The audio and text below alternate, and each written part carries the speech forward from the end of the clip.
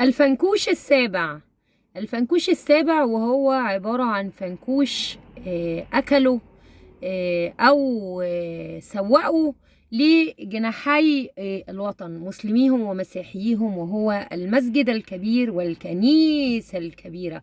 هو تقريبا في عنده مشكلة مع الحاجات الكبيرة.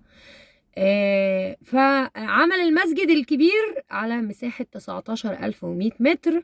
اتكلف المسجد الكبير ما يقرب من مليار جنيه مصري. المسجد دوت اتبنى في الصحراء، مفيش صريخ واحد ابن يومين بيصلي فيه. ونفس الشيء طبعا الكنيسة برضو اللي اتكلفت ما يقارب من نفس المبلغ أو أكبر شوية. وفي النهاية لا دي حد بيصلي فيها ولا دي حد بيصلي فيها. طب هو عمل كده ليه؟ عمل كده علشان احنا مغفلين، عشان احنا شعب بناكل من العباطة والأرجزة دي.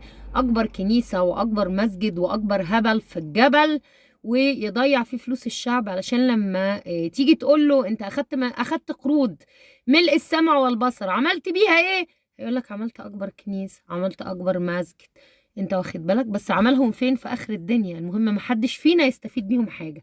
عامل زي ايه؟ عامل زي واحد عطشان وكل شوية وماشي في الصحراء، وكل شوية يشوف خيال يفتكر انه مية وهو مش مية. هو ده بقى اللي بيعمله معانا، بياخد فلوسنا باليمين قروض من الدول، واحنا ملتزمين ان احنا ندفعها نسدها، ومن الناحية التانية يعمل لكم بيها مشاريع فنكوشية. المشاريع دي محدش مستفيد بيها حاجة. الفنكوش دوت انا عايزاك تحفظ معايا رقم 7 من 150. فاضل لك عندي 143 فنكوش يا بلح.